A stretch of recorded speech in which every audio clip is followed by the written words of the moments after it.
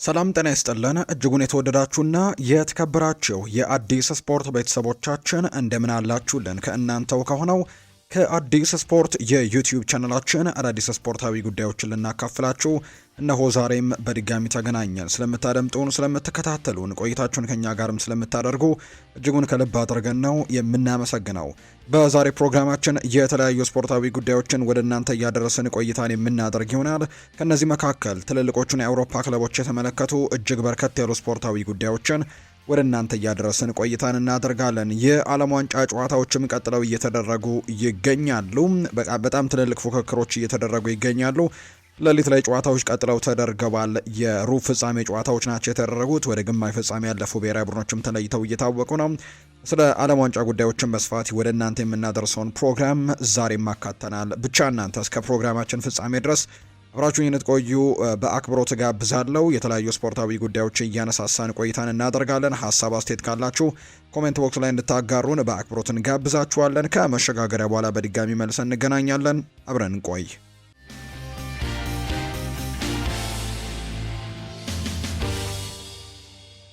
የሀገር ውስጥ መረጃን በማስቀደም እንጀምር።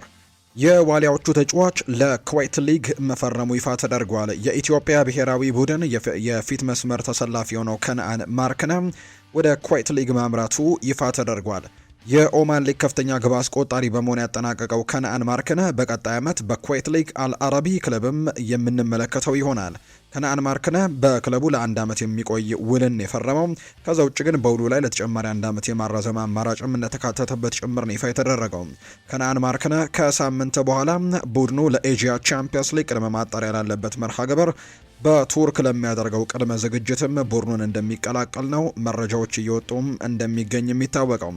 ከነአን ማርክነ በኩዌት ሊግ ከብሔራዊ ቡድን አጋሩ ጋቶች ፓኖን በመቀጠል ፊርማውን ያኖረ ሁለተኛውም ኢትዮጵያዊ ተጫዋች ሆኗል። አልአረቢ እግር ኳስ ክለብ በተጠናቀቀው የውድድር ዘመን ሁለተኛ ደረጃን ይዘው ነው ያጠናቀቁት። በሊጉ ክለቡ በኩዌት ሊግም 17 ጊዜ ሻምፒዮን የሆነ የሀገሪቱ ትልቅ ከሚባሉ ክለቦች መካከል እንደሆነ የወጡ መረጃዎች ናቸው የሚያሳዩት። ወደ ውጭ ሀገር ስፖርታዊ መረጃዎቻችን በቀጥታ እናምራ። ውድ ቤተሰቦቻችን የዓለም ዋንጫ ጨዋታዎች ቀጥለው እየተደረጉ ይገኛሉ። የዓለም ዋንጫ የሩብ ፍጻሜ ጨዋታዎች ሌሊት ላይ ተደርገዋል። በተለይ እንግሊዝ ጨዋታዋን አድርጋለች ከኖርዌይ ብሔራዊ ቡድን ለአስጨራሽ የነበረው 120 ደቂቃዎችን የፈጀው የሁለቱ ብሔራዊ ቡድኖች ጨዋታ በመጨረሻም እንግሊዝን ወደ ግማሽ ፍጻሜው አሳልፎም ጨዋታው መጠናቀቁን የተመለከት ነው። እንግሊዝ ወደ ቀጣዩ ዙር ማለፏን አረጋግጣለች። 120 ደቂቃ በፈጀው ይሄ ፍልሚያ እንግሊዝ 2-1 በሆነ ውጤት በማሸነፍ ነው ወደ ቀጣዩ ዙር ማለፏን ያረጋገጠችው። ምስጋና ለጁድ ቤሊንጋም 2 ግቦች ይግባና ባለፉት ጨዋታዎችም ይሄ ተጫዋች በጣም በርከት ያሉ ግቦችን እያስቆጠረ እንደሚገኝ ይታወቃል። በተለይ በዚህ የእንግሊዝ ብሔራዊ ቡድን ቶርናመንት ላይ ጎሎችን በማስቆጠር ረገድ ጁድ ቤሊንጋም እና ሃሪ ኬን በጣም ትልቅ የሚባሉ አስተዋጽኦችን እያደረጉ ነው። በዚህ ውድድር ላይ እንግሊዝ ካስቆጠረቻቸው 13 ጎሎች መካከል 12ቱ የተቆጠሩት በእነዚህ ሁለት ተጫዋቾች ነው። 6 ጎሎችን ሃሪ ኬን ማስቆጠር ችሏል። ትናንትና 2 ጎሎችን ማስቆጠሩን ተከትሎ ሌሊት ላይ 2 ጎሎችን ማስቆጠሩን ተከትሎ ጁድ ቤሊንጋምም ለእንግሊዝ ብሔራዊ ቡድን በዚህ ዓለም ዋንጫ ላይ ያስቆጠራቸውን የጎል ብዛት 6 አድርሷል። በአጠቃላይ ሁለቱ ተጫዋቾች 12 ጎሎችን በዚህ ቶርናመንት ላይ ለእንግሊዝ ብሔራዊ ቡድን ማስቆጠር ችለዋል እና ዘንድሮ በትልቁ ይህንን ዋንጫ ማሸነፍ አለብን ብለዋል አሰልጣኝ ቶማስ ቱሄል ከጨዋታው በኋላ እንዲሁ ሲናገሩ። እንግሊዝ ኖርዌይን 2-1 በማሸነፍ ወደ ቀጣዩ ዙር ማለፏን አረጋግጣለች። በጨዋታው ላይ እንግዲህ በርከት ያሉ የግብ ዕድሎችን መፍጠር ችለዋል የእንግሊዝ ብሔራዊ ቡድኖች። እንዲሁ መጀመሪያዎቹ ደቂቃዎች ላይም እንዲሁ የኖርዌይ ብሔራዊ ቡድን አንዳንድ ጥሩ ሙከራዎችን በኤርሊንግ ሃላንድ በአንቶኒዮ ኑሳ አማካኝነትም ማድረግ የቻሉበት እንደነበር ጭምር የተመለከት ነው። በአጠቃላይ በጨዋታው ላይ የኳስ ቁጥጥሩ ረገድም የእንግሊዝ ብሔራዊ ቡድን የተሻሉ ቁጥሮች ነበሩ። በተለይ በመጀመሪያ 45 የጨዋታ ክፍለ ጊዜ በጣም የተሻለ ቁጥር እንደነበረው ጭምር ነው የተመለከት ነው። 68 በመቶ የኳስ ቁጥጥር ነበረው። በመጀመሪያው 45 የጨዋታ ክፍለ ጊዜ ላይ 68 በመቶ የኳስ ቁጥጥር እንደነበራቸው ተመልክተናል። ያው ከዛ በኋላ ግን ጨዋታውን እየመሩ በመጡበት ሰዓት ላይ ግን በተለይ ኳሱን አብዛኛውን ወደ ኖርዌይ ብሔራዊ ቡድን እንግዲህ ሰጥተው እነሱ በጥሩ ሁኔታ ሲከላከሉና አንዳንድ ኳሶችን በካውንተር ጎሎችን ለማስቆጠር ሲሞክሩ የነበረበትን አጋጣሚ ነው በእንግሊዝ ብሔራዊ ቡድን በኩል እየተመለከት ነው። በአጠቃላይ ግን እንግሊዝ ጨዋታውን 52 በመቶ የኳስ ቁጥጥር ነበራት ሙሉ ጨዋታውን ማለት ይቻላል። ከዛ ውጭ 14 የጎል ሙከራዎችን ነው ማድረግ የቻሉት። ከነዛ መካከል 8ቱ ኢላማውን የጠበቁ ሙከራዎች ነበሩ። በትላንትናው ጨዋታ ላይ አሰልጣኝ ቶማስ ቱሄል ኖኒ ማንድዌኬን በቋሚ አስተላለፍ ውስጥ ማካተትን ምርጫቸው አድርገዋል። ማንድዌኬን ነው በቋሚ አስተላለፍ ውስጥ ያስጀመሩት። ከዛ ውጭ ግን ኤዝሪል ኮንሳ ትናንትና በቀኝ የተከላካይ መስመር ላይ ነው ጅማሮን ያደረገው ወይም ደግሞ ከዚህ በፊት በነበሩት የእንግሊዝ ብሔራዊ ቡድን ጨዋታዎች ላይ ከማርክ ጌሂ ጋር በመሆን የመሀል ተከላካይነቱን ስፍራ ሲመራ የነበረ ተጫዋች እንደነበር እናስታውሳለን። ትናንትና ግን በርከት ያሉ የእንግሊዝ ብሔራዊ ቡድን ተጫዋቾች በተለይ በጉዳት ምክንያት አይኖሩም ሲባል ነበር። ለምሳሌ ያክል ማርክ ጌሂ በጉዳት ምክንያት በዚህ ሳምንት የነበሩትን ልምምዶች አመልጦት እንደነበር ይነገር ነበር። ነገር ግን ትናንትና ወደ ጨዋታው መመለሱን ተመልክተናል። ዴክላን ራይስም የተወሰኑ መጠነኛ ህመሞች ገጥሞት እንደነበር ይፋ ሲደረግ ነበር። እሱም እንዲሁ ትናንትና በጨዋታው ላይ በቋሚ አስተላለፍ ውስጥም የተካተተበትን አጋጣሚን የተመለከትነው። ኖኒ ማንድዌኬ በዚህ የዓለም ዋንጫ ላይ ሶስተኛው ጨዋታውን ነው ቋሚ ሆኖ ሲጀምር፣ ነገር ግን ረፍት ሰዓት ላይ በቡካዮ ሳካ ተቀይሮ ወጥቷል። እንዲሁ ዴክላን ራይስም እረፍት ሰዓት ላይ ነው ተቀይሮ እንደወጣ ጭምር የተመለከትነው። አንቶኒ ጎርደንም እንዲሁ በጨዋታው ላይ የነበሩ ተጫዋቾች አብዛኞቹን ቀይረው ያስወጡበትን አጋጣሚ ጭምር ተመልክተናል። አሰልጣኝ ቶማስ ቱሄል ጨዋታውን የእንግሊዝ ብሔራዊ ቡድን ማሸነፍ ችላለች፣ ቶማስ ቱሄል እግር ኳስ ወደ ቤቱ መመለስ አለበት ሲሉ ነው ከጨዋታው በኋላ ሀሳባቸውን እየሰጡ የሚገኙት። በተለይ ወሳኙን የግማሽ ፍጻሜን መቀላቀላቸውን ካረጋገጡ በኋላ እግር ኳስ ወደ ቤቱ መመለስ አለበት ነው ያሉት ቶማስ ቱሄል ሲናገሩ። ፉትቦል ኢዝ ካሚንግ ሆም የሚለውን የቡድኑን ጥቅስም ወደ እውነታነት መቀየር እንደሚፈልጉ ነው አሰልጣኙ እየተናገሩ የሚገኙት። የእንግሊዝ የእግር ኳስ መፈጠሪያ ነች ሲሉ የሚናገሩት ቶማስ ቱሄል ዌምብሌ ደግሞ መናገሻው ነው፣ ለዚህ ነው እግር ኳስ ቤቱ መመለስ ያለበት ሲሉ ጭምር የሚናገሩት። በምሽቱ ጨዋታ የተሻለ መንቀሳቀስ እንደሚያስፈልግ አንስተው ነበር አሰልጣኙ ሲናገሩ። በተጋጣሚ ግብ ክልልም መቆየት አለብን ሲሉ ነበር ሀሳባቸውን የሰጡት ከጨዋታው በፊት ሲናገሩ። በተጨማሪም ደግሞ ተከላካዮች ኤርሊንግ ሃላንድ ላይ ልዩ ትኩረትም እንዲያደርጉ ጠቁመው ነበር።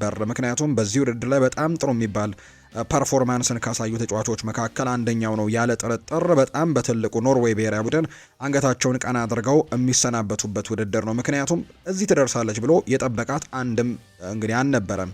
ምናልባት በተናጠል የነ ኤርሊንግ ሃላንድን እነ ማርቲን ኦዴጋርድን ከዛ ውጪም የነ አንቶኒዮ ኑሳን ካነሳን ካልሆነ በስተቀር በግለሰብ ደረጃ እነዚህ በትልቁ በጥራት የምናነሳው ተጫዋች ብዙ የሚባል ቁጥር የላቸውም በኖርዌይ ብሔራዊ ቡድን በኩል። ነገር ግን እንደ ቡድን በጣም ጠንካራ ብሔራዊ ቡድን እንደነበር ተመልክተናል። የእንግሊዝ ብሔራዊ ቡድንን ምናልባትም በቡድን ጥንካሬው ሊያሸንፍ ይችላል ብለው በርካቶችም ግምት ሰጥቷቸው ነበር ለኖርዌይ ብሔራዊ ቡድን በዚህ ምክንያትና በጣም ጠንካራ ውድድርን አሳልፈዋል። ከ28 ዓመታት በኋላ ይህንን ውድድር የተቀላቀለ አንድ ብሔራዊ ቡድን 8 ውስጥ ገብቶ ማጠናቀቅ እጅግ በጣም በትልቁ ሊያኮራ የሚገባ ወይም ደግሞ ሊያኮራ የሚችል አይነት ውጤትን ነው ይዘው የወጡት።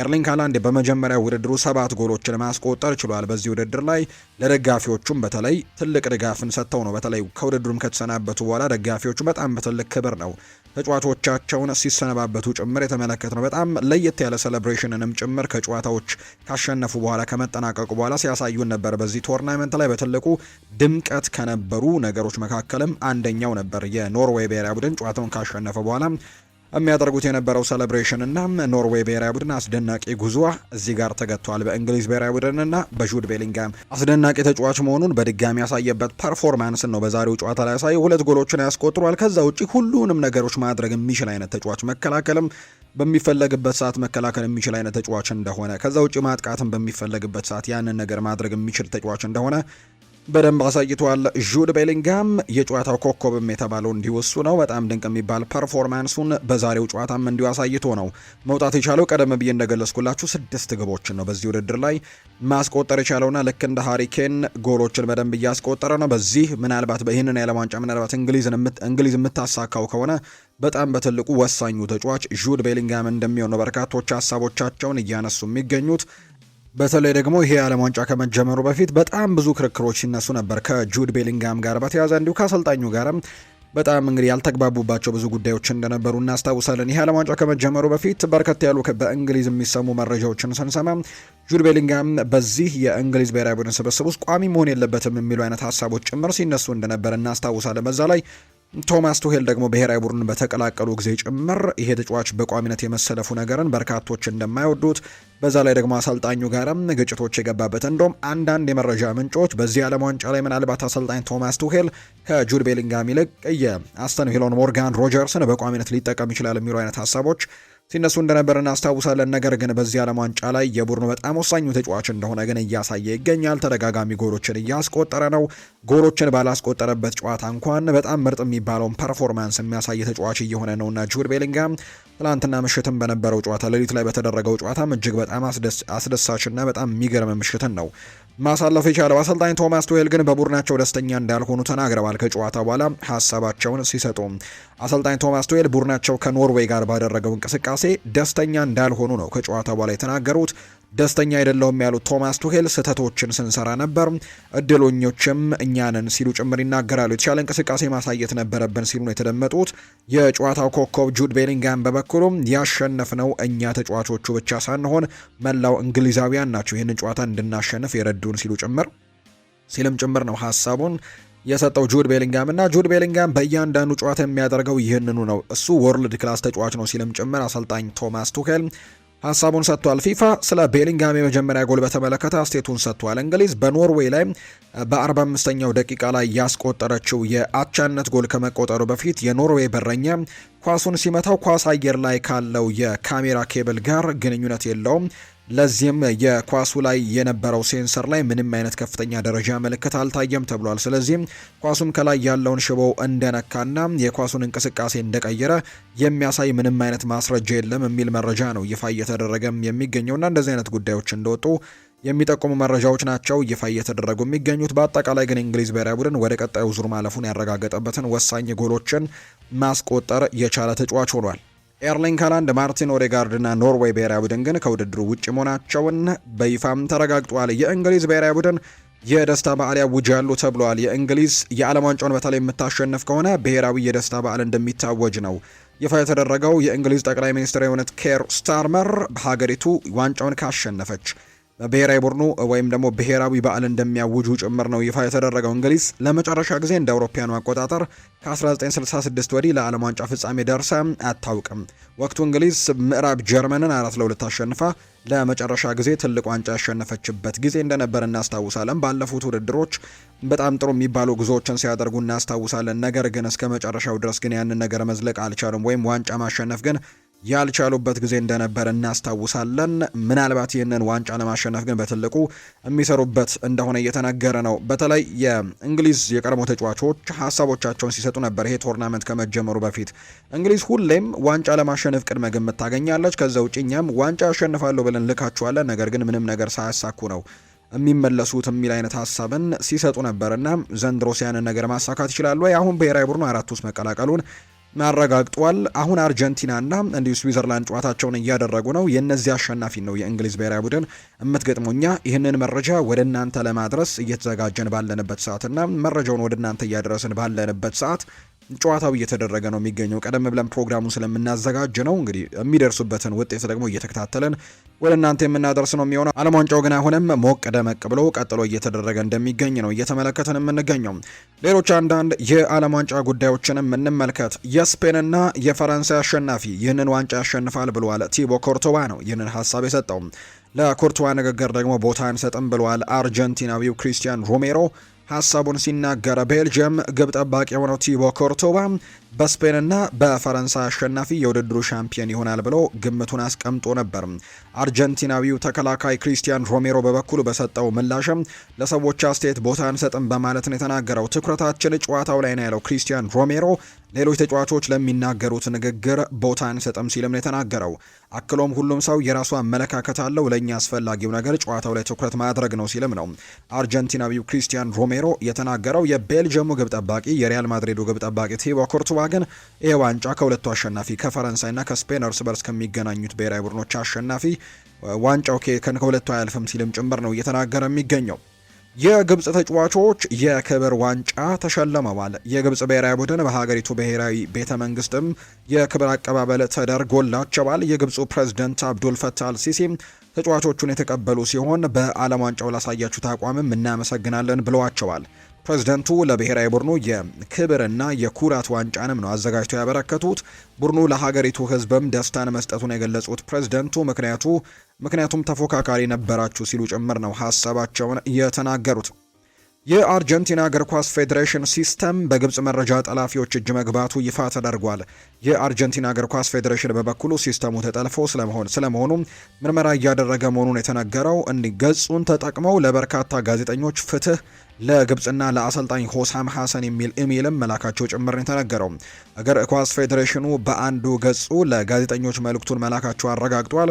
ጠላፊዎቹ ባስቀመጡት መልእክት ሜዳ ላይ ፍትህ ከሌለ በኔትወርኮቻችሁ ሰላምን አትጠብቁ ሲሉ ነው መጻፋቸው ጭምር እየተነገረ የሚገኘውና የአርጀንቲና እግር ኳስ ፌዴሬሽን እንግዲህ በይነ መረብ ወይም ደግሞ ይሄ ዌብሳይታቸው ጭምር እንደተጠለፈ የሚያሳዩ መረጃዎች ናቸው ይፋ እየተደረጉ የሚገኙት። ክለቦችን የተመለከቱ እግር ኳሳዊ ጉዳዮችን ወደ እናንተ እናድርስ። ወደ ቤተሰቦቻችን ብሩኖ ጊማሬሽ ከዓለም ዋንጫው እረፍት መልስ ባለመጫወትና ክለቡ ላይ ጫና ለማሳደር በመሞከር የአሌክዛንደር ኢሳክን ታሪክ እንደማይደግመው ይፋ ተደርጓል። ተጫዋቹ እንደዚህ አይነት ባህሪ እንደሌለው ጭምር ነው ይፋ እየተደረገ የሚገኘው። ይልቁንም የኒውካስል ዩናይትድ ደጋፊዎች ብራዚላዊው ጆርጂ የሚል ቅጽል ስምም እስኪያስቀምጡለት ድረስም ለክለቡ ባለው ታማኝነትም እንደሚታወቅ ነው የመረጃ ምንጭ ይፋ ያደረገው። ነገር ግን ተጫዋቹ አርሰናልን መቀላቀል እንደሚፈልግና ይህንንም ለኒውካስል ዩናይትድ በቀጥታ ማሳወቁ ግልጽ የሆነ ነገር ሆኗል። አርሰናል 65 ሚሊዮን ፓውንድ ለመክፈል ዝግጁ መሆናቸውን አሳውቀዋል። ኒውካስል ዩናይትድ ደግሞ እሱን ለመሸጥ አቋማቸውን ከቀየሩ ከ80 እስከ 90 ሚሊዮን ፓውንድ አካባቢ እንደሚፈልጉ ነው እየተነገረም የሚገኘው። ስለዚህ ይህንን ተጫዋች እንግዲህ ማስፈረም የሚፈልገው አርሰናል ትንሽ ገንዘቡን ከፍ ማድረግ አለበት ብለው ያስባሉ እየተባለ እንደሚገኝ ነው የመረጃ ምንጩ ይፋ እያደረገ የሚገኘው። ከሚናፈሰው የዝውውር ወሬ አንጻር አርሰናል እስካሁን ምንም አይነት ይፋዊ ጥያቄዎችን ባለማቅረባቸው ኒውካስልዮች እየተገረሙ እንደሆነ ነው ስካይ ስፖርት የተባለ የመረጃ ምንጭ ይፋ እያደረገ የሚገኘው። እስካሁን ይፋዊ ጥያቄ አለመቅረቡ በጣም አስገርሟቸዋል የሚል መረጃ በትልቁ እየሰማን እንገኛለን። ተጫዋቹ ለመልቀቅ ግፊት የሚያደርገው ክለቡ ይፋዊ ጥያቄ ከቀረበለት ብቻ እንደሆነ ነው መረጃዎች የወጡት። አርሰናል ለአንድ ቦታ ተጫዋች ሲፈልጉ 2 ወይም 3 ስሞችን የያዘ ዝርዝርን ያወጣሉ። ከዛም አንዱን ለማስፈረም ጥረት ያደርጋሉ። ያንን ማድረግ ካልቻሉ ወደ ሁለተኛ ወይም ወደ ሶስተኛው ፊታቸውን ያዞራሉ። ምናልባትም ይህ እስካሁን ለምን ይፋዊ ጥያቄ እንዳላቀረቡ ሊያስረዳ ይችላል። በተጨማሪም አነስተኛ ጥያቄ ልከው ኒውካስሎች ሳይቀበሏቸው እንዲቀሩ አልፈለጉም ተብሎ ነው የሚታሰበው። ክለቡ የሚፈልገውን መጠን ማወቅ ይፈልጋሉ። ያ መጠን ደግሞ ከ80 ሚሊዮን ፓውንድ በታች እንደማይሆን ነው የመረጃ ምንጮች ይፋ ያደረጉት። አርሰናል ደግሞ የሚስማማቸው ዋጋን እንግዲህ ሲቀርብላቸው ወይም ደግሞ ወደዛ አካባቢ የሚቀርቡ ሲሆን ኒውካስል ዩናይትዶች ገንዘቡን እንደሚያቀርቡ ነው ይፋ እየተደረገ የሚገኘው እንጂ ወዲያው ትንንሽ ገንዘቦችን የማቅረብ ያን ያክል ፍላጎት እንደሌላቸው የሚያሳዩ መረጃዎች ናቸው ይፋ እየተደረጉ የሚገኙት። ሞርጋን ሮጀርስ ይናገራል። በእግር ኳስ ሕይወቴም ቀጣዩ ደረጃ ላይ ከፍ ብዬ መገኘት ፈልጋለሁ ሲል ይናገራል። ስለ እንግሊዝና የአውሮፓ ምርጥ ተጫዋቾች ውይይት ሲደረጉ ስሜ እንዲነሳ ፈልጋለሁ ነው ያለው። ስለ ዝውውሮች ስለሚናፈሱት ወሬዎችም ሲናገር እንዲህ አይነት ወሬዎች አካል መሆን የምትፈልገው ነገር ነው። ትክክለኛ የሆነ ነገር እያደረግኩኝና ጥሩ ለውጦችን እያሳየሁኝ እንዲሁም በትክክለኛው አቅጣጫ ላይ እየተጓዝኩኝ እንደሆነ ይመሰክራል። የምንፈልገውም ያንን ነው። የተሻልኩኝ ሆኜ መገኘት ፈልጋለሁ። በትክክለኛው ቦታ ላይ መሆንና በትክክለኛ ሰዎችንም መከበብ ወይም ደግሞ ያን እንዳሳካ ይረዳኛል። ስለዚህም እንዲህ አይነት ወሬዎች መነሳታቸው መልካም ነው ሲልም ይናገራል። ከአርሰናል ጋር በጣም በትልቁ ስሙ እየተነሳ እንደሚገኝ ይታወቃልና ወደ አርሰናል መቀላቀልም ፍላጎቱ እንዳለው የሚጠቁሙ ነገሮች ያሉ፣ ነገር ግን አስተን ቪላ እዚህ ተጫዋች ላይ የለጠፈው ዋጋም በጣም ትልቅ እንደሆነ ነው የመረጃ ምንጮቹ ይፋ ያደረጉት። በሊያንድሮ ትሮሳርድና በቤሺክታሽ መካከል በፋይናንስ ጉዳዮች ከስምምነት ተደርሷል። ቦነሶቹን የያዙ ልዩ አንቀጾች ላይ ውይይት እየተደረጉ ነው። የኮንትራት ዝግጅቶችም እንደተጀመሩ ጭምር ይፋ ተደርጓል። ቤሺክታሽ 18 ሚሊዮን ዩሮ በተለያዩ ጊዜያት ተከፋፍሎ ለአርሰናል የሚከፍሉ እንደሆነ ጭምር መረጃው ከወደ ቱርክ እየወጣ ይገኛል። ዳቪድ ራያ ይናገራል። እስካሁን በዓለም ዋንጫ ለመጫወቱን በተመለከተ ሲጠየቅ በፍጹም በብሔራዊ ቡድን ውስጥ 2 በጣም ጥሩ ግብ ጠባቂዎች ያሉን፣ እናም የአሰልጣኙን ውሳኔ እኔ አከብራለሁ ሲል ይናገራል። ሁላችንም እዚህ ያለነው ተመሳሳይ ዓላማን ይዘን ነው። ስፔንን ስኬታማ ለማድረግ እያንዳንዱን ውሳኔ አከብራለሁ ሲልም ይናገራል። በግሌ ምን እንዳሳካሁ አውቃለሁ። በዓለም ላይ ትልቁ ሊግ ቻምፒየን ነኝ፣ ወይም ቻምፒየንስ ሊግም ደግሞ ለፍጻሜ የደረስኩኝ ግብ ጠባቂ ነኝ። እናም 3 ተከታታይ የውድድር ዘመን የወርቅ ጓንትን አሸንፌያለሁ። ይሄ በራሴ ችሎታ ላይ እምነት እንዳለኝ ያሳየኛል። በሜዳ ላይም በሆነ ደግሞ ከተጠባባቂ ወንበር ብነሳ ትኩረቴ ቡድኑ የዓለም ዋንጫን እንዲያሸንፍ በመርዳት ላይ ብቻ ነው ሲልም ጭምር ይናገራል። ይህንን ሀሳብ ነው ዳቪድ ራያ እየሰጠ የሚገኘው። በስፔን ብሔራዊ ቡድን አሰልጣኝ ሉዊስ ዴላ ፉዌንቴ የአትሌቲክ ቢልባውን ግብ ጠባቂ ኡናይ ሲመንን እንደሚጠቀሙ የሚታወቅ ጉዳይ ነውና የባርሴሎናውም ግብ ጠባቂ እንዲሁ የአርሰናሉ ዳቪድ ራያም በተጠባባቂነት ነው የሚያሳልፉት እነዚህ 3 ግብ ጠባቂዎች በጣም ድንቅ የሚባሉ ግብ ጠባቂዎች እንደሆኑ ይታወቃልና በዛ ምክንያት የአሰልጣኙን ውሳኔ ያከብራለሁ ሲል ነው ዳቪድ ራያ እየተናገረ የሚገኘው። የማንቸስተር ዩናይትድ ጉዳዮችን እናንሳ። የማንቸስተር ዩናይትድ ቀጣይ የዝውውር ትኩረት ማኑ ኮኔ ይሆናል ተብሎ ይጠበቃል። ማንቸስተር ዩናይትዶች የኤደርሰን ዝውውር መቋረጡን ተከትሎ ትኩረቱን የሮማውን አማካይ ማኑ ኮኔ ላይ እንዳደረገም ይፋ ተደርጓል። ማንቸስተር ዩናይትድ ከተጫዋቹ ወኪሎች ጋርም ንግግር መጀመሩን ነው ይፋ ያደረገው። በተጨማሪም ዩናይትድ ለፈረንሳዊው ኢንተርናሽናል የ50 ሚሊዮን ዩሮ ጥያቄ ለማዘጋጀትም እየተንቀሳቀሰ እንደሚገኝ ይፋ ተደርጓል። ማንቸስተር ዩናይትድ አመራሮች ዘንድ የ25 ዓመቱን አማካይ ለእንግሊዝ ፕሪምየር ሊግ እጅግ ተስማሚ ተጫዋችም እንደሆነ ታምኖበታል የተባለው ሮማ ለተጫዋቹ ዝውውርም ከ50 ሚሊዮን ዩሮ በታችም እንደማይቀበሉ ሲነገር፣ ማኑ ኮኔ በአሁኑ ሰዓት ሙሉ ትኩረቱ በዓለም ዋንጫው ላይ ማድረጉን ጭምር የሚያሳዩ መረጃዎች ናቸው ይፋ እየተደረጉ የሚገኙት። የዩናይትድ ቀጣዩ ኢላማ እንደሚሆን ግን ይፋ ተደርጓል። ኤሪክ ቴን ሃግ ከሱፐርስታሮቹ ጋር ግጭት ውስጥ ገብቶ ነበር ተብሏል። የቀድሞ የማንቸስተር ዩናይትድ አሰልጣኝ ስታፍ አባል የነበረው ስቲቭ ማክላረን ሲናገር አሰልጣኝ ኤሪክ ቴን ሃግ ማንቸስተር ዩናይትድን በአሰልጣኝነት በተረከቡበት ሰሞን ከተጫዋቾች ጋር ግጭት ውስጥ ገብተው እንደነበር ነው ያረጋገጡት። ቴን ሃግ ዩናይትድን መምራት ከጀመረ ብዙም ሳይቆዩ ነበር ከተጫዋቾች ቅሬታ መጥቶባቸው የነበረው። አንዳንድ ተጫዋቾች የልምምድ ሰዓት እንዲቀየር ጠይቀው ነበር። እነርሱ ከዛ ቀደም ብሎ የነበረው የልምምድ ሰዓት ልጆቻቸውን ወደ ትምህርት ቤት ለማድረስ ምቹ እንደነበር ይናገራሉ። እርሳቸው ያወጡት ፕሮግራም ተገቢ እንዳልሆነ በምሬትም አስረድተው ነበር ትልልቅ የሚባሉ ተጫዋቾች። ከዚያም ደግሞ ከብሬንትፈርድ ጋር በተደረገው የመጀመሪያው የሊጉ ጨዋታ አሰቃቂ ሽንፈት ደረሰባቸው። እናም ብሬንትፈርድ ሜዳው ላይ ከሮጡት ርቀት በ13 ኪሎ ሜትር አንሰን ነበር ጨዋታውን ያጠናቀቅ ነው ይላል የቀድሞው የማንቸስተር ዩናይትድ አሰልጣኝ ስታፍ አባል ሲናገር። ቀጥሎ ባለው ልምምድ ስንገናኝ ኤሪክ ቴን ሃግ ያን 13 ኪሎ ሜትር እንዲሮጡ አዘዘ። እኔም ደግሞ ሞኝ አትሁኑ፣ ይህንን ማድረግ የለብህም ብዬ ነግሬው ነበር ለኤሪክ ቴን ሃግ። እርሱም በትንሹ ሀሳቡን በትንሹ በመቀየር አቁሙ እስካላቸው ድረስ ከኔ ጋር ይሮጣሉ ሲልም ጭምር ተናገረ። እርሱ ከትልልቅ ተጫዋቾች ጋር እንደ ከራሽፈርድ ጋር ከክሪስቲያኖ ሮናልዶ ጋርም ተደጋጋሚ ግጭት ውስጥም ይገባ ነበር። አንድ ቀን ኤሪክ ቴን ሃግ ሙሉ ቡድኑን ለስብሰባ ጠራ። ራሽፈርድንም 30 ሰከንድ አርፍዶ መጣ። ኤሪክ ቴን ሃግ ራሽፈርድን አይኑ እያየ በሩን ዘግቶበት ስብሰባውን እንደጀመረ ጭምር ይነገራልና ከትልልቅ ከሚባሉ ተጫዋቾች ጋር ጥሩ የሚባል ግንኙነት አልነበረውም፣ ለዛም ስኬታማ አልሆነም ሲልም ጭምር ነው የቀድሞው የኤሪክ ቴን ሃግ የስራ ባልደረባ የነበረው ሰው የተናገረው። አንድሬ ሳንቶስ ወደ ማንቸስተር ዩናይትድ የሚያደርገውን ዝውውር ካጠናቀቀ በኋላ ትላንትና ጠዋት ካሪንግተን ተገኝቶ እንደነበር ይፋ ተደርጓል። ሳንቶስ ወደ ማንቸስተር ዩናይትድ የሚደረገው ዝውውር ምንም እንኳን በይፋ ባይገለጽም ብራዚላዊው የመሃል ሜዳ ተጫዋች የሌሎች ተጫዋቾችን ልምምድ በትላንትናው ዕለት ሲመለከት እንደነበር ነው የተነገረው። የ22 ዓመቱ ተጫዋች በዕለተ ሰኞ ከቡድኑ ጋር የመጀመሪያ ልምምዱን ያደርጋል ተብሎ ይጠበቃል።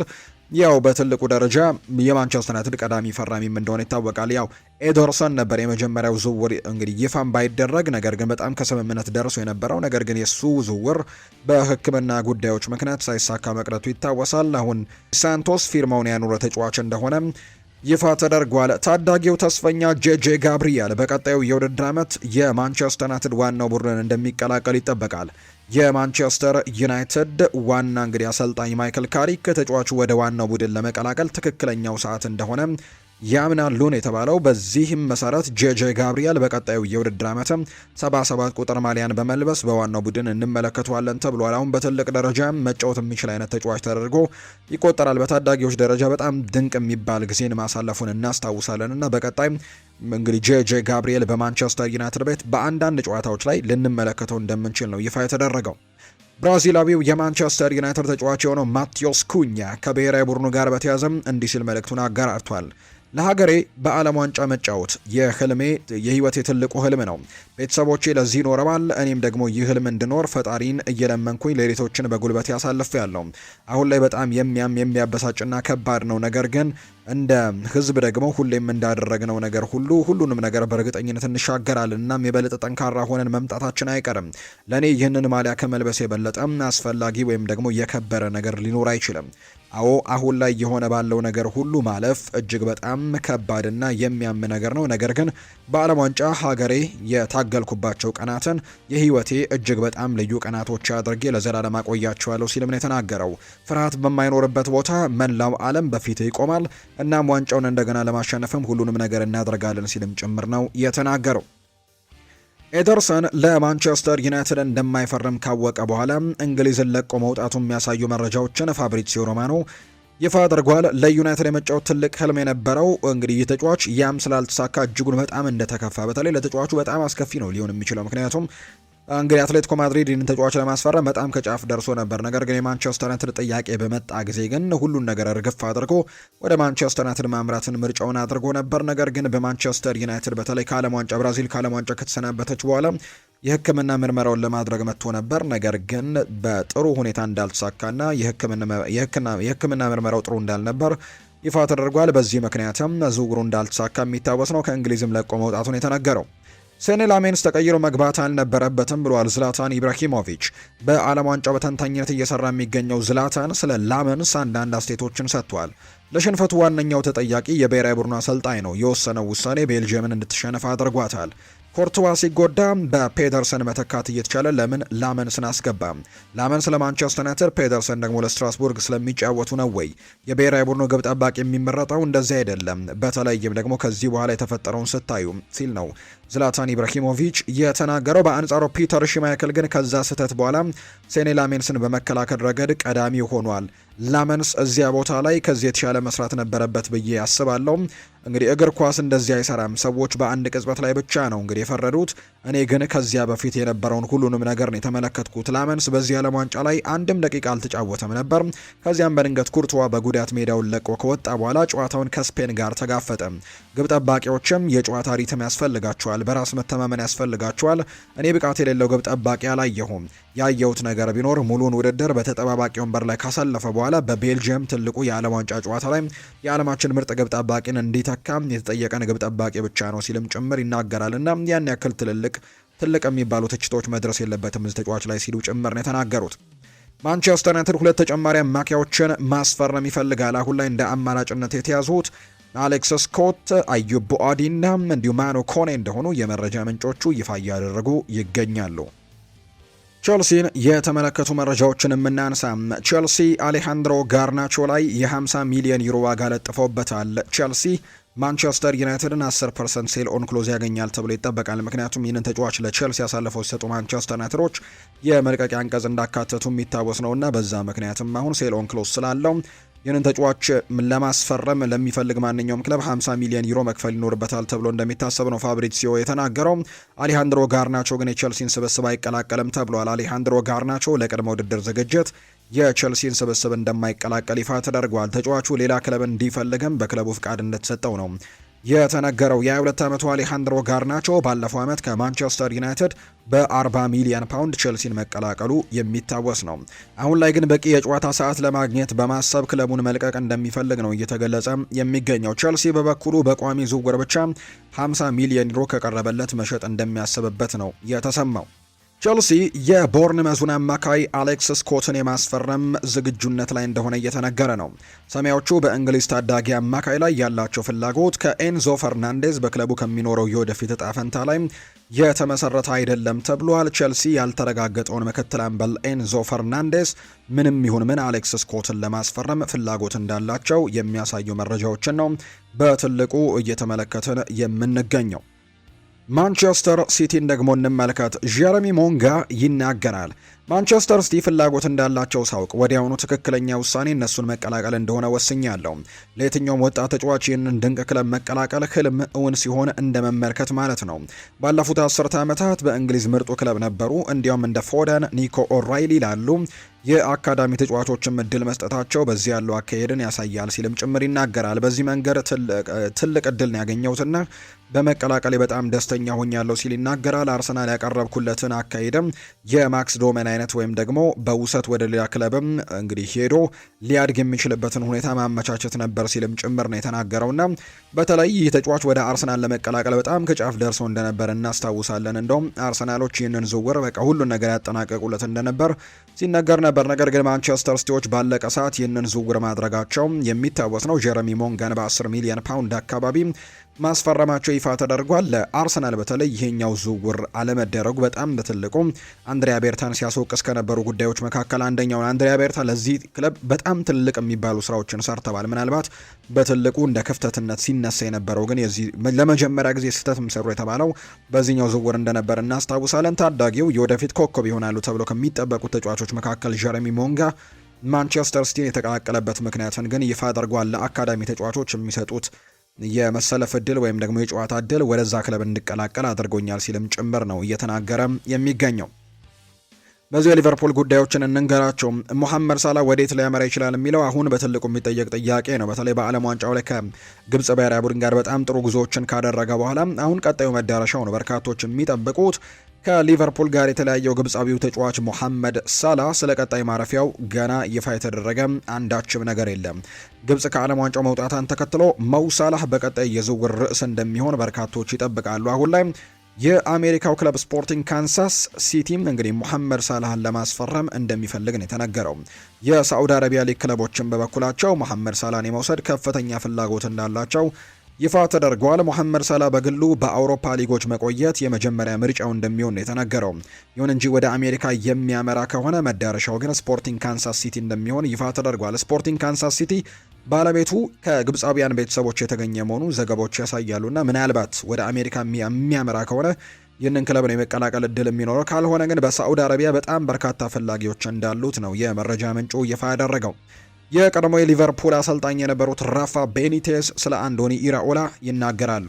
ሊቨርፑል በጣም ትልቅ ክለብ ነው፣ ነገር ግን እሱ አንድ ጥሩ ጥቅም አለው። ፕሪሚየር ሊጉን በደንብ ያውቀዋል አንዶኒ ኢራኦላ። ደጋፊዎች በእርግጥም በጣም ይደግፉታል። መጫወት የሚፈልገው የእግር ኳስ ዘይቤ ደጋፊዎች እንደሚወዱት አስባለሁ። ስለዚህም በጣም ጥሩ ውጤት የማስመዝገብ ትልቅ እድል ይኖረዋል አንዶኒ ኢራኦላ ሲል ነው የቀድሞ የሊቨርፑል አሰልጣኝ የነበሩት ራፋ ቤኒቴዝ እየተናገሩ የሚገኙት። ዶሚኒክ ሶቦስላይ ስለ አንዶኒ ኢራኦላ ይናገራል። መወዳደር እንደምንችል ሙሉ እምነት አለኝ። ከአዲሱ አሰልጣኝ አንዶኒ ኢራኦላ ጋር በትክክለኛው አቅጣጫም እንደምንጓዝ ተስፋ አደርጋለሁ ሲልም ነው የተናገረው። ዶሚኒክ ሶቦስላይ በተለያዩ ቦታዎች ስለመጫወትም ተጠይቆ በቀላሉ በተከላካይ ጀርባ መጫወት አልፈልግም፣ ነገር ግን ካሰለፉኝ ግን አልጫወትም ማለት ልል አልችልም። ነገር ግን እንዲህ አላደርግም፣ ምክንያቱም ቡድኔን በማንኛውም መንገድ ለመርዳት ነው ፍላጎቴና በማንኛውም ቦታ እንደምጫወት ብገደድም ዋናው ነገር ማሸነፍ ነው ብለዋል። ዶሚኒክ ሶቦስላይ ስለሚወደው የመጫወቻ ቦታ ሲናገር በጣም የምወደው ቦታ የመሃል ሜዳ አማካኝን ነው፣ ምክንያቱም በዚያ ሁሉም አማራጮች በእጅ ላይ ይሆናሉ። አጭንም ሆነ ረጅም ፓስ ማድረግ እችላለሁ፣ ኳስን ይዤ መሮጥ እችላለሁ፣ ያለ ኳስ ደግሞ ወደፊት መሮጥ እችላለሁ፣ ከርቀት መምታት ወይም ደግሞ ወደ ውስጥ ገብቼ መጫወትም እችላለሁ። ስለዚህ ሁሉንም ነገር ለማድረግ በእጅ የሚሆነው የአማካይ ስፍራ ተጫዋች ሆኜ ሲጫወት ነውና ያንን ቦታ ነው በትልቁም ወደው ሲል ይናገራል። ራሴን የማምንበት ትልቅ መተማመኛ አለኝ። ሰዎች እንደማይሳካልኝ ብለው ሲናገሩ በሞከሩ ቁጥር እነሱ ስህተት እንደሆኑ በማሳየት የበለጠ ደስታ ይሰማኛል። ለዚህ ነው በቤታቸው ሶፋ ላይ ተቀምጠው ስለ እኔ መሰረት የሌለው ነገር ለሚናገሩ ሰዎች ፍቅር ያለኝ፣ ምክንያቱም እነሱ የበለጠ እንድጠነክር ራሴን በደንብ እንዳረጋግጥ እድሉን ይሰጡኛል ሲልም ነው የተናገረው። በአሁኑ ጊዜ ራሴን ከኤምባፔ፣ ከሃላንድ፣ ከላሚን ያማልና ከቪኒሲዮስ ጋር በተመሳሳይ ደረጃ አላስቀምጥም፣ ምክንያቱም እስካሁን ድረስ ወደዚያ የብቃት ደረጃ ላይ እንዳልደረስኩኝ ያውቃለሁ፣ ነገር ግን በትልቅ ደረጃ መጫወት ግን እችላለሁ ሲል ነው ዶሚኒክ ሶቦስላይ የሚናገረው። ተስፈኛ ዊሊ ራይት ባለፈው ክረምት በቅድመ ውድድር ወቅትም ያሳለፈውን አስገራሚ ጊዜ ዘንድሮም ለመድገም ገና ለመሻሻል እየሞከረ እንደሚገኝና ከሳልፎርድ ሲቲ ወደ ሊቨርፑል የተዘዋወረበትን ዜና ይፋ በተደረገበት ዕለት በአንፊልድ ለዋናው ቡድን መጫወቱን መቼም እንደማይረሳውና ሌሎችንም ነገሮች ባደረገው ቃለ ምልልስ ላይ ተናግሯል። ሰፊ ጉዳዮችን ያነሳው እውነት ለመናገር ፕሪሚየር ሊጉ ልምምድ እንደሰራ እንደፈቀደልኝ አስታውሳለሁ። የመጀመሪያ ልምምዴን አርብ ዕለት ነበር የሰራሁት። ቅዳሜ ደግሞ ከ21 ዓመት በታች ቡድኑ ጋር ጨዋታ ነበረን። ቅዳሜ ከጨዋታው በፊት ጨዋታው ቀትር ወይም ደግሞ 7 ወይም 8 ሰዓት አካባቢ ይመስለኛል። እኔ ግን ጠዋት 2 ሰዓት ላይ የመንጃ ፍቃድ ፈተና ወስጄ ነበር የሄድኩት ሲልም ጭምር ነው የተናገረው። በእርግጥም እውን የሆነ ህልም ነው የገጠመኝ። እኔ የአካዳሚ እግር ኳስን መጫወት የጀመርኩት ገና በ15-16 ዓመቴ ነው። ከ2 ዓመት በኋላ በአንፊልድ አሁን አብሬያቸው ከምጫወታቸው ተጫዋቾች ጋር እንደ ሞሳላ እንደ ቨርጂል ቫን ዳይክ ካሉ ከዋክብት ጋር መጫወቴ እውን የሆነ ህልምም ይመስለኛል። መጀመሪያ ከጠበቅኩት በላይ ብዙ ነገሮችን አሳክቻለሁ። በዚህም በጣም ደስተኛ ነኝ ሲልም ጭምር ነው ዊሊ ራይት የሚናገረው። ልጅ እንደመሆኔ መጠን ዝውውሩ ለኔ በጣም ትልቅ እርምጃ ነበር። ቆይታዬ ግን በጣም ጥሩ ነው። የመጀመሪያ ዓመቴን ቡድኑን በመላመድ ብቻ ነበር ያሳለፍኩት ብዬ አላስብም። ከዛ ባለፈ ማንነቴንና ምን ማድረግ እንደምችል ለሁሉም አሳይቻለሁ ብዬ አስባለሁ። የውድድር ዓመቱ ሊጠናቀቅ ሲልም ብዙ እድሎችን ማግኘት ጀምሬ ነበር። በመስከረም ወር ጉዳት አጋጥሞኝ በጥር ወር ደግሞ የተመለስኩት፣ ነገር ግን ከዚያ ጊዜ ጀምሮ ይበልጥ ጠንክሬና በደንብ ተዘጋጅቼ ተመልሻለሁ። አቅሜንም አሁን ላይ ለሁሉም ያሳየው ይመስለኛል ሲልም ጭምር ነው እየተናገረም የሚገኘው። ሪያል ማድሪድን የተመለከቱ መረጃዎችን የምናንሳ።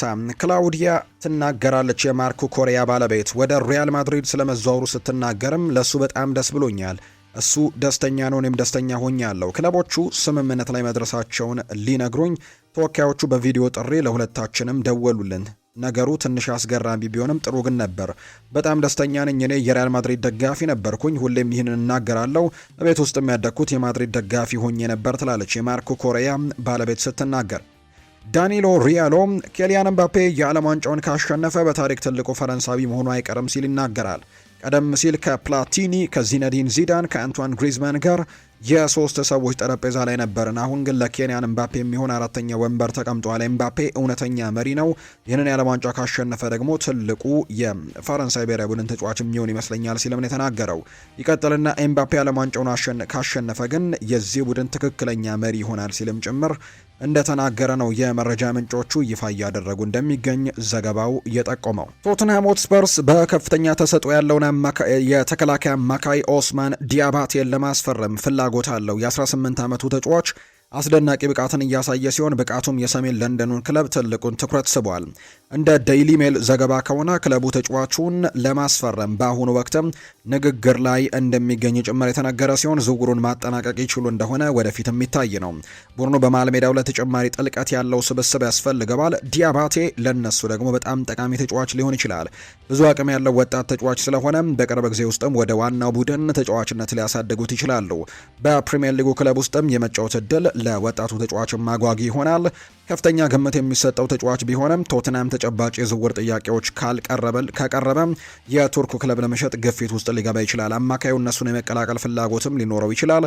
ቶትናም በተመጣጣኝ ዋጋ ማስፈረም ከቻለ ዝውውሩ ለወደፊቱ ጠቃሚ ኢንቨስትመንት መሆኑ የሚያረጋግጥ ሊሆን ይችላል ተብሎ ነው የሚታሰበው። በመጪዎቹ ወራትም ወጪውን ሊያጸድቅም የሚችል ብቃትም ሊያሳይ ይችላል ተብሏል። እንዲሁም በአሰልጣኝነትና በተሞክሮ መሻሻል እንደሚኖረውም ይጠበቃል ተብሏል። ቶትናም በዚህ ክረምት ማቴዎስ ፈርናንዴስ እና ሳንድሮ ቶናሊን በማስፈረም የመሃል ሜዳውን ለማሻሻል ጥሩ ስራን ሰርቷል። ለሁለቱም ተጫዋቾች ከፍተኛ ገንዘብ አውጥተዋል። የዝውውር መስኮቱ ከመዘጋቱ በፊት የአጥቂ መስመራቸውን ማሻሻል የሚችሉ እንደሆነ ገና የሚታይ ነው የሚሆነው። ባለፈው ዓመት እንግዲህ አሳዛኝ የውድድር ዘመን ነበራቸው። እንግዲህ ለመመለስ ቡድኑን ማሻሻል አለባቸው። አሁን ካሉበት ጊዜ አንስቶ እስከ መስኮቱ መጨረሻ ድረስም ተጨማሪ ግቦችንና የፈጠራ ብቃትን በአጥቂ መስመራቸው ላይ መጨመር ቅድሚያ የሚሰጡት ጉዳይ እንደሆነ የሚያሳዩ መረጃዎች ናቸው እየወጡ እንደሚገኝ ዘገባው እየጠቆመ የሚገኘው። እንደ ሌላኛው የመረጃ ምንጭ እንደሚናገረው ከሆነ ደግሞ ማንቸስተር ዩናይትድ ማርከስ ራሽፎርድን ወደ ዋና ቡድን ለመመለስ እየተቃረበ ሊሆን ይችላል። ነገር ግን ሁኔታው ከመቼውም ጊዜ በላይ የተወሳሰበ ሊሆን እንደሚችል ይነገራል። የእንግሊዙ አጥቂ ያለፈውን የውድድር ዘመን ከኦልድ ትራፎርድ ርቆ ያሳለፈ ሲሆን ተመልሶ ከመምጣት ይልቅ በቋሚነት የመልቀቅ ዕድሉ ሰፊ ነበር። ይሁን እንጂ እስካሁን የዝውውር ጉዳይ ሳይጠናቀቅና ማይክል ካሪክ አሁን ቡድኑን በመምራት ላይ በመሆኑ የቡድኑ ዩናይትድ ደግሞ የተለየ ውጤትን እያጤነ ይገኛል። ይኸውም ራሽፈርድ በቡድን ውስጥ ቆይቶ ወደ ስብስቡ እንዲቀላቀል ማድረግ እንደሆነ ነው የሚያሳዩ መረጃዎች ይፋ የተደረጉት። ይህ ደግሞ ትልቅ የገንዘብ ችግርን ያስከትላል። እንደ ማንቸስተር ኢቭኒንግ ኒውስ ዘገባ ራሽፈርድ በሳምንት 325,000 ፓውንድ አካባቢ ያገኛል። ደሞዙ እንዲቀንስም የመስማማት እድሉ እጅግ አናሳ ነው። በአሁኑ ውሉ ላይ ሁለት ደግሞ ዓመታት የቀሩት ሲሆን ተጫዋቹ በአዲስ ውል ካልተስማማ በስተቀር ዩናይትድ ደሞዙን ዝም ብሎ ሊቀንስ እንደማይችል ነው የተነገረው። የራሽፈርድ የወደፊት ዕጣ ፈንታ ከዩናይትድ በጣም ስሱ ውሳኔዎች አንደኛው ሆኖ ቀጥሏል። ቲም ቶክ እንደዘገበው ከሆነ ቋሚ ዝውውር ካልተሳካም ራሽፈርድ ወደ ካሪክ የመጀመሪያ ቡድን ውስጥም ለመመለስ ዝግጅት ሊያደርግ ይችላል ተብሎ ይታሰባል። በእግር ኳስ እንግዲህ አኳያ ይሄ ትርጉም ይሰጣል። ራሽፈርድ አሁንም ፍጥነትን፣ ጎሎችንና ልምድን ይሰጣል። በትክክለኛው አመለካከት ከተመለሰ ዩናይትድ ለሌላ የግራ መስመር አጥቂ ብዙ ገንዘቦችን ማውጣት ላይፈልግ ይችላል። ፎርፎርቶ የተባለ የመረጃ ምንጭ እንደዘገበው አዎንታዊ ንግግሮች ለቅድመ ውድድር ዝግጅት ተሳትፎ መሰረት ጥለዋል። ነገር ግን የደሞዝ ጉዳይ አሳፋሪ ነው። ራሽፈርድ ከክለቡ ከፍተኛ ተከፋይ አንዱ ደግሞ ሆኖ ከተመለሰ ሌሎች አስፈላጊ ተጫዋቾች የራሳቸውን ደሞዝን በመጨረሻ ሊጠይቁ ይችላሉ። ይህም ዩናይትድ በጥንቃቄ ሊያስተዳድረው የሚገባ ችግር ነው። በተለይም እንደገና ለመገንባት እየሞከሩ ባለው የመልበሻ ክፍል ውስጥ ራሽፈርድ እንደገና ማቀናጀት ብልህነት ሊሆን ይችላል፣ ነገር ግን ካሪክ በእርግጥ በቡድን ውስጥ የሚፈልገው ከሆነ ብቻ ነው። ዩናይትዶች መሸጥ ስላልቻሉ ብቻ መመለስ የለባቸውም። ያ ውጥረት ይፈጥራል፣ እንዲሁም ደግሞ ሁሉንም ሰው ምቾትም በማይሰጥ ሁኔታ ውስጥም ይከተዋል። ነገር ግን ራሽፈርድ ተነሳሽነት ያለው ብቁና ለመወዳደር ዝግጁ ከሆነ ለክለቡ በሚሊዮን የሚቆጠሩ ፓውንድ በዝውውር ገበያው ላይ ሊያስቀምጥለት ይችላል። የገንዘብ ክፍሉ ደግሞ ትልቁ ስጋት ነው። ደሞዝ ከፍተኛው ነው። ዩናይትድ የቡድኑን ሚዛን ማዛባትም ማስወገድ አለበት። ቢሆንም ትኩረት ያደረገው ራሽፈርድ አሁንም አደገኛ ተጫዋች ሆኖ ይቆያል። ምርጡ መፍትሄ ቀላል ሊሆን ይችላል። የቅድመ ውድድር ዝግጅት እድል ይሰጡታል። አመለካከቱን ይደግመዋል አይደግመውም የሚለውን ከዛ በኋላ ውሳኔዎችን እንዲሰጡ ያደርጋቸዋል ተብሎ እንደሚጠበቅ ነው የመረጃ ምንጩ ይፋ እያደረገ እንደሚገኝ የተጠቆመው። ቶተናም በዝውውር ገበያው ላይ ፍጥነቱን የሚቀንስበት ምንም አይነት ምክንያት የለም። ኤሊ ጁኒየር ክሩፒ አሁን የክረምቱ ትልቁ የአጥቂ ክፍል ኢላማቸው ሆኖ ብቅ ብሏል። የ20 ዓመቱ ፈረንሳዊ አጥቂ ከቦርንመዝ ጋር ባሳየው ድንቅ የውድድር ዘመን ከፕሪሚየር ሊጉ በጣም አጓጊ ወጣት ተጫዋቾች አንደኛው ሆኗል። የእሱ ፍጥነት፣ እንቅስቃሴና የግብ ማግባት ብቃት ተለይቶ እንዲታይ አድርጎታል። ስፐርስ እርሱ ለሮቤርቶ ዲዘርቢ የማጥቃት መስመር ሌላ አደገኛ አማራጭም እንደሚጨምር ያምናል። ፎክስ ስፖርት እንደዘገበው ይህ ፍላጎት አሁን ላይ ወደሚቀጥለው ደረጃ ተሸጋግሯል። ቶትናም የቦርንመዝን አቋም ለመፈተሽም በ85 ሚሊዮን ፓውንድ የዝውውር ጥያቄም ለማቅረብም ተዘጋጅቷል። ሆኖም ግን ቦርንመዝ ኤሊ ጁኒየር ክሩፒን ለሽያጭ አይቀርብም በሚለው አቋሙ ጸንቷል። ክሩፒ ሌላ ትልቅ ዝውውር ሊሆን እንደሚችል ቢናገርም አሳዛኝ የሊግ ዘመኑን ተከትሎ ክለቡ ቡድኑን እንደገና ለመገንባትና ለዲዘርቢ ተወዳዳሪ ለመሆንም የሚያስፈልጉት ሁሉን ነገሮች ለመስጠትም በንቃት እየተንቀሳቀሰ ነው። ክሩፒ ለዚህ መስፈርትም በትክክል ይስማማል። ወጣት ነው። ቀድሞውኑ በፕሪሚየር ሊግ ብቃቱን አሳይቷል። እናም ገና ትልቅ የማደግ አቅምም አለው። ቦርንመዝ ይህንን ያውቃል። ለዚህ ነው ድርድሩ እንዲቀጥል ለማድረግም ፈቃደኛ ያልሆኑት። ክሩፒ አስደሳች ዝውውር ሊሆን ይችላል፣ ነገር ግን አንድ ትልቅ የፕሪሚየር ሊግ የውድድር ዘመን ብቻ ላሳለፈ ተጫዋች 85 ሚሊዮን ፓውንድ ትልቅ ስጋት ነው። ዲዘርቢ እርሱን እንደ ዋስትና ያለው የመሰረታዊ ተጫዋች አድርጎ የሚያየው ከሆነ ቶትናም መግፋት አለበት። ነገር ግን ይህ ይበልጥ የረጅም ጊዜ እቅድ ከሆነ ቦርንመዝ አቋሙን ስላጸና ብቻ ስፐርስ ከመጠን በላይ መክፈል እንደሌለበት መጠንቀቅ አለባቸው።